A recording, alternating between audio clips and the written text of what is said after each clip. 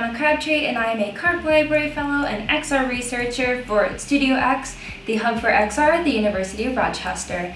Studio X is this month, and XR takes place at the end of each month and gives you a closer look into the cool, the crazy, and the creative new things that have surfaced in the XR field. The findings we share can range from virtual reality games and digital novels to new technology and software updates. This month was August, so let's dive right in. Facebook researchers show reverse pass-through VR prototype for eye contact outside of the headset. When you put yourself into a VR headset, you are separating yourself from those around you.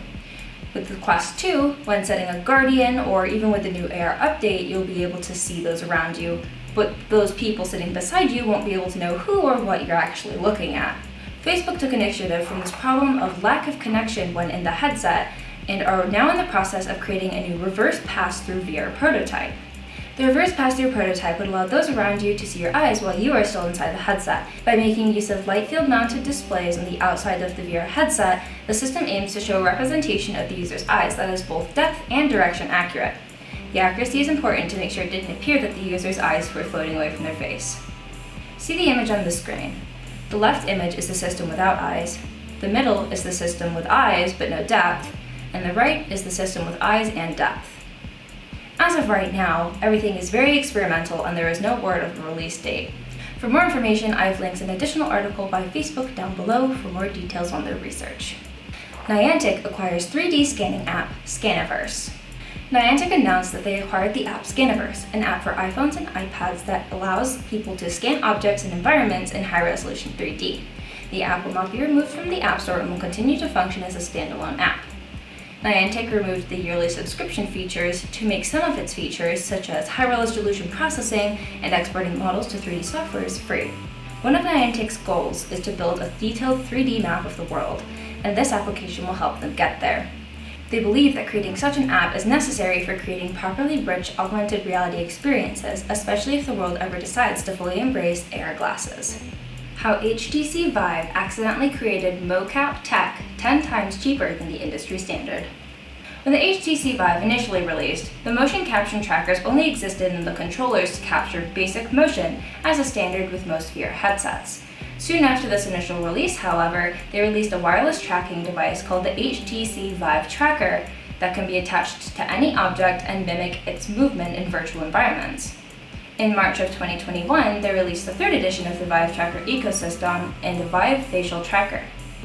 The film industry has been looking at and using these technologies for their film production, as the trackers can be placed on hands, feet, and the waist to fully encapsulate the range of human motion. The HTC Vive operates on a room-scale function, using two box-shaped stations that position in opposite corners of a room. So long as the person wearing the trackers remains within that range, all motion is captured. Another fun usage of this technology was by the newly created International Dance Association, the first ever VR dance community. They took full advantage of the motion capture to do breakdancing and other forms of dancing competitions in VR chat. Full body VR controller Axis launches Kickstarter. The concept of virtual taekwondo was introduced several months ago, using Singapore-based tech company Refract Technologies' full body motion capture system called Axis. Axis stands for Active XR Interface System. On August 18th, the company launched an official Kickstarter campaign for its wireless full-body controller. The technology is so realistic that it even gained the attention of the World Taekwondo Federation, who is now working alongside the company to organize an official virtual sports program. Inside Facebook's Metaverse for Work. Facebook is in the process of creating a new app for the Oculus Quest called Horizons Workrooms. It is the first time that Facebook has attempted to create something specifically designed for people to work together. Workrooms can bring both those in and out of VR together. Its features allow for 16 people in VR and 34 people over video call to interact in the same space. A desktop companion app can allow you to share your computer screen while in VR and allow it to appear in the virtual space.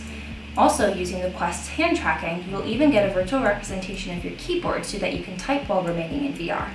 There is some speculation that this app will only appeal to those who are avid users of VR at the current time. However, there is some hope that others will expand to use it eventually.